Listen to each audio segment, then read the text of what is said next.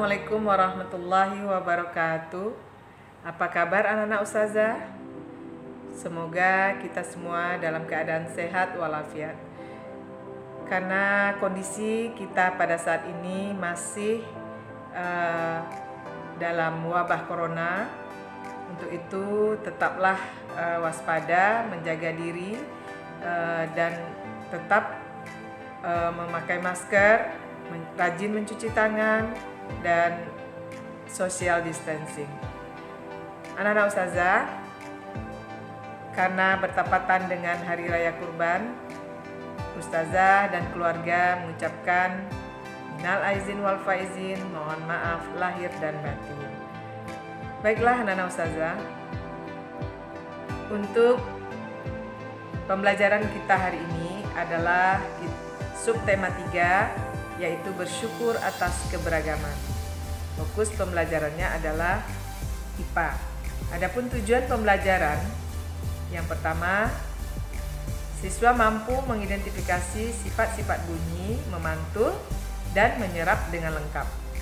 Kedua, siswa mampu menyajikan laporan sifat-sifat bunyi, memantul, dan menyerap dengan sistematis. Pemantulan dan penyerapan bunyi. Sebelumnya kita sudah belajar tentang apa itu bunyi. Bunyi merupakan suatu gelombang sehingga bunyi mengalami pemantulan.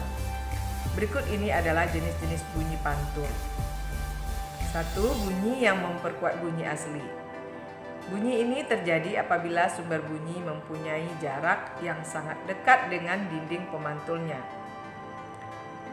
Dengan demikian, bunyi pantulnya akan terdengar jelas dan bersamaan dengan bunyi aslinya. Contohnya adalah suara seseorang yang berada di dalam ruangan kecil akan terdengar jelas. Yang kedua adalah gaung.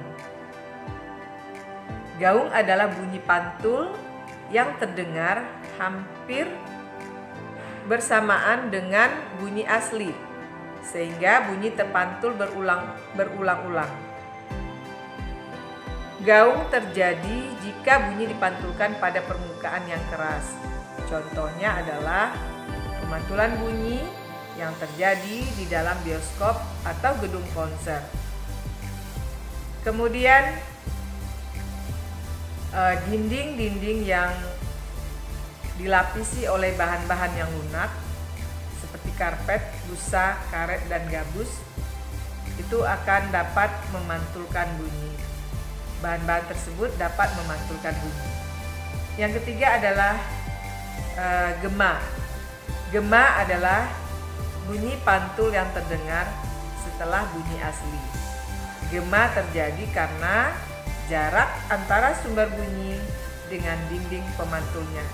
Contohnya adalah bunyi pantul yang dihasilkan oleh dinding antar bangunan dan dasar suatu ruangan.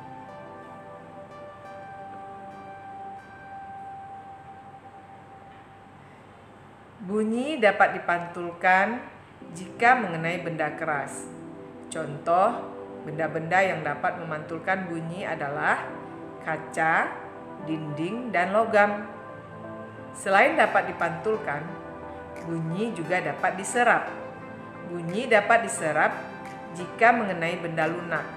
Contoh benda-benda yang dapat menyerap bunyi adalah karpet, karet, busa, dan kertas. Ini adalah contoh dinding yang terbuat dari susunan batu bata dan semen dapat memantulkan bunyi. Antum dapat mempraktekkan di rumah. Kemudian yang kedua adalah karpet yang dapat menyerap bunyi. Biasanya pada rumah atau hotel atau perkantoran. Baiklah anak-anak ustazah, untuk materi pembelajaran kita hari ini kita cukupkan sampai di sini, dan selanjutnya antum dapat mengerjakan tugas pada halaman 55 buku Bupena. Bagi teman-teman yang belum memiliki buku Bupena, Ustazah sudah mengirimkan foto halaman materi dan tugas dari buku Bupena. Selamat mengerjakan dan wassalamualaikum warahmatullahi wabarakatuh.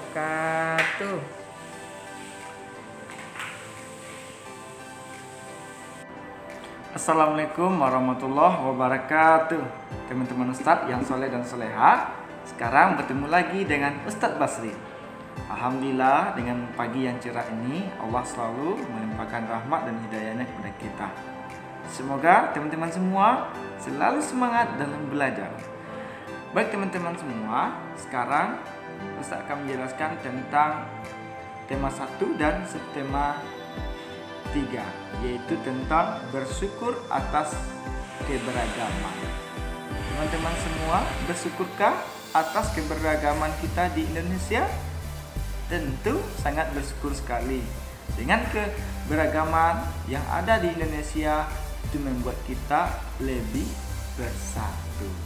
Baik teman-teman Ustadz, sekarang kita masuk pada tema 1 dan subtema 3 yang sudah dijelaskan juga oleh Bu Linda tadi. Sekarang Ustadz melanjutkan pembahasan dari Bu Linda, yaitu tentang itu fokus pada pembelajaran bahasa Indonesia. Nah, teman-teman semua, sekarang Ustaz akan menjelaskan tentang gagasan pokok dan gagasan pendukung. Nah, teman-teman, bahwasanya gagasan pokok dan gagasan pendukung ini sudah kita bahas mulai dari 2 minggu yang lalu. Sekarang kita membahas tentang gagasan pokok dan gagasan pendukung dalam teks lisan.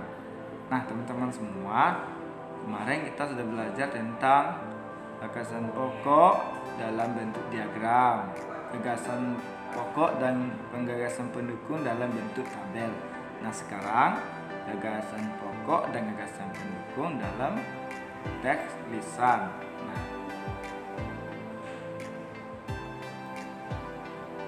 teman-teman semua, tahukah dengan teks lisan? Bahwasanya teks lisan adalah teks yang dibacakan. Tidak dibacakan teksnya ya teman-teman, tetapi kita hanya mendengarkan teks. Artinya, ketika teman-teman ada berbicara dengan orang lain, maka ada satu orang yang berbicara, ada satu orang yang mendengar. Nah, kemudian ada juga contohnya ketika seorang guru menjelaskan atau bercerita di depan kelas, kemudian semua siswanya menyimak. Artinya kita ada mendengar. Kemudian teks lisan. Teks lisan sama dengan teks pada umumnya, mempunyai gagasan pokok dan gagasan pendukung.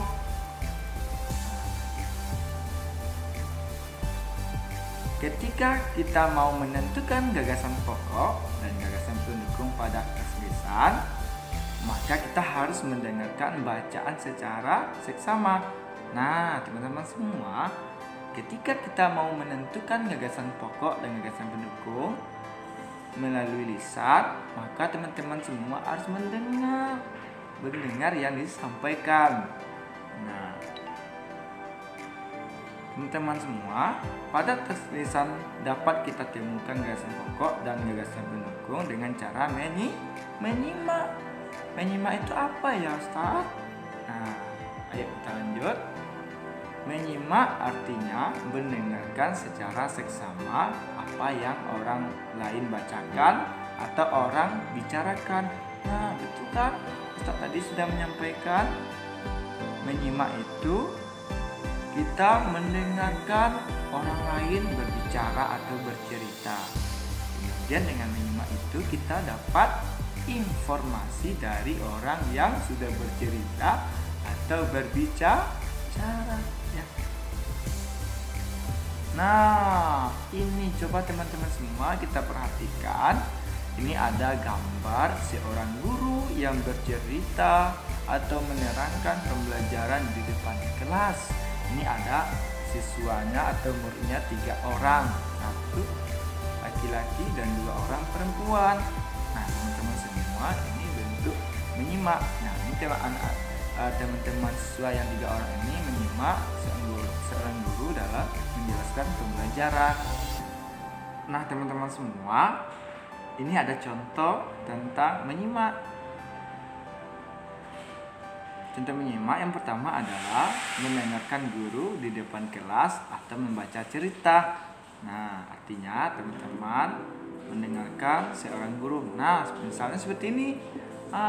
Ustadz menjelaskan pembelajaran hari ini. Teman-teman semuanya menyimak. Artinya mendengar apa yang Ustadz sampaikan. Itu sudah dikatakan menyimak. Kemudian mendengarkan orang membaca dongeng. Nah, itu juga pasti teman-teman semua sudah pernah mendengar sahabatnya membaca dongeng. Yang ketiga yaitu menonton berita di televisi. Nah, teman-teman semua pasti sharing nih nonton televisi di rumah. Nah, malahan habis waktunya dinonton aja, belajarnya kurang. Nah, kalau bisa jangan seperti itu teman-teman. Itu hanya sebagai contoh saja bahwasanya menonton berita di televisi itu termasuk kegiatan menyimak. Tetapi jangan menonton terus ya, dibatasi waktunya. Nah, kemudian ketika menyimak sesuatu, maka kita harus fokus. Jika tidak fokus, maka kita akan susah untuk mengerti apa yang orang lain dibacakan dan bicarakan. Nah, teman-teman semua, ketika kita melakukan kegiatan menyimak, maka kita harus fokus pada pembahasan atau mendengarkan apa yang sudah dijelaskan. Kalau teman-teman semua tidak menyimak Ustadz, maka teman-teman tidak akan dapat informasi yang Ustadz sampaikan atau pembelajaran hari ini. Nah, teman-teman semua semangat ya. Nah, selanjutnya teman-teman semua, silahkan teman-teman perhatikan tes pada halaman 51 di buku Bupena. Silahkan teman-teman menyimak ketika orang tua atau teman-teman kita yang membacakan tersebut. Nah, teman-teman semua, sekarang Ustadz yang membacakan tentang teks yang ada di halaman 51. Nah, teman-teman semua, silakan menyimak ya atau mendengarkan apa yang Ustadz sampaikan. Nanti teman-teman semua, kita sama-sama menentukan gagasan pokok dan gagasan pendukung. Salah satu bentuk keragaman di Indonesia yang mampu menarik wisatawan adalah makanan, terutama makanan tradisional. Wisatawan yang datang ke Indonesia akan dimanjakan dengan makanan tradisional. Makanan tradisional Indonesia tersaji dengan beragam jenis, rasa, hingga bentuk penyajian. Ada berbagai jenis makanan tradisional, mulai dari makanan utama seperti papeda hingga kudapan seperti getuk. Nah, itu bacaan teksnya. Teman-teman semua sudah mendengar? Nah, sekarang kita akan menentukan mana gagasan pokok. Ingat ya teman-teman, gagasan pokok kita temukan pada kalimat utama. Kalimat utamanya apa tadi? Yaitu Ustaz baca lagi ya. Salah satu bentuk keragaman di Indonesia yang mampu menarik wisatawan adalah makanan, terutama makanan tradisional. Nah, di sini kita ambil gagasan pokoknya adalah makanan tradisional Indonesia mampu menarik wisatawan. Kemudian kita cari alamat gagasan pendukung. Teman-teman semua ingat ya, gagasan pendukung itu itu adalah kalimat penjelas atau uraian dari kalimat pertama. 1. Gagasan pendukungnya yaitu makanan tradisional khas daerah tempat memanjakan wisatawan. Yang kedua, makanan tradisional memiliki beragam jenis, rasa, dan penyajian. Dan yang ketiga, jenis makanan tradisional berupa makanan utama hingga kudapan. Nah, silakan nanti ya, ada ketika Ustaz memberikan tugas bela ini, itu berbentuk suara Ustaz yang menceritakan tentang cerita. Teman-teman, ketika kita dalam menyimak, kita sering lupa apa yang sudah kita dengar. Nah, ya kan? Pasti teman-teman semua tidak ingat apa yang Ustaz sampaikan dari awal. Maka perlu teman-teman semua ketika kita menyimak, nah, agar teman-teman tidak sering lupa, maka teman-teman harus mempersiapkan kertas dan alat tulis untuk mencatat apa yang didengar. Nah, dengan mencatat hal-hal penting dapat membantu kita menemukan gagasan pokok dan gagasan pendukung dari teks tulisan. Nah, dari catatan teman-teman itu bisa menemukan gagasan pokok dan gagasan pendukung dari apa yang Ustaz sampaikan atau dari cerita yang Ustaz sampaikan. Kemudian catatan yang sudah kita buat kemudian bisa menentukan gagasan pokok dan gagasan pendukung. Lalu kita tinggal membuat ringkasan cerita. Nah, teman-teman semua, jika kita sudah mencatat, maka kita juga akan menemukan ringkasan. Ringkasan itu apa ya? Yuk, kita lihat. Nah, masih ingatkah teman-teman dengan ringkasan? Ini pertanyaan. Masih ingatkah teman-teman Ustaz dengan ringkasan? Nah, ringkasan teks adalah penulisan atau penyajian secara singkat dari teks asalnya. Nah, maksudnya kita meringkas dari panjang cerita. Nah, kita ringkas atau kita tulis yang penting-penting saja. Maksudnya hal-hal yang perlu. Nah, ringkasan memang lebih singkat, namun ceritanya atau intinya tidak boleh berbeda dengan cerita asalnya. Nah, teman-teman semua, dalam meringkas ini memang ceritanya singkat, tetapi tidak boleh kita berbeda dengan cerita asalnya. Nah, teman-teman semua, sekarang Ustaz memberikan tugas untuk teman-teman semua, yaitu, sekarang Ustaz akan memberikan tugas yaitu menentukan gagasan pokok dan gagasan pendukung dari teks yang Ustaz bacakan. Nah, nanti akan Ustaz berikan rekaman suara Ustaz yang berceritakan tentang permainan petak umpet. Ya, baik teman-teman semua, semangat selalu dan semoga pembelajaran hari ini diberkahi oleh Allah Subhanahu wa taala, kemudian bermanfaat untuk teman-teman semua, dan Ustaz mohon maaf atas kesalahan dan kekurangan Ustaz dalam menyampaikan. Assalamualaikum warahmatullahi wabarakatuh. Baik teman-teman Ustaz, sekarang Ustaz akan membacakan teksnya yang berjudul Bermain Petak Umpet. Paragraf pertama, petak umpet merupakan salah satu jenis permainan tradisional.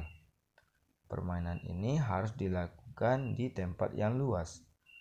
Jumlah pemainnya paling sedikit 3 orang. Permainan ini memerlukan kaleng yang diisi dengan beberapa batu kerikil. Banyaknya kerikil disesuaikan dengan jumlah pemain. Kaleng tersebut nantinya akan diletakkan di dalam lingkaran sebagai penanda tempat hinggap. Selain itu, kaleng juga bisa diletakkan di bawah pohon, tiang kayu, atau tembok. Selanjutnya, paragraf yang kedua.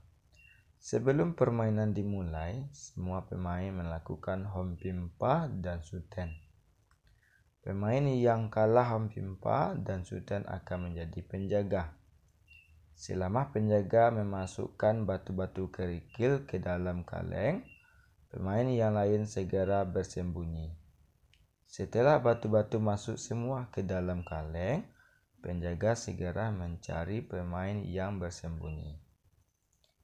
Kemudian kita lanjut kepada paragraf yang ketiga. Penjaga mencari pemain yang bersembunyi dengan hati-hati. Jika penjaga menemukan pemain, ia harus memanggil nama pemain tersebut, kemudian berlari menuju tempat hinggap. Jika penjaga lebih dulu sampai ke tempat hinggap, pemain yang ditemukan akan menjadi tawanannya. Namun, jika pemain yang bersembunyi lebih dulu sampai ke tempat hinggap, ia pun harus menumpahkan kerikil dari dalam kaleng. Penjaga pun harus mengisi kaleng tersebut dengan kerikil yang berserakan. Pemain yang belum ketahuan kembali bersembunyi lagi.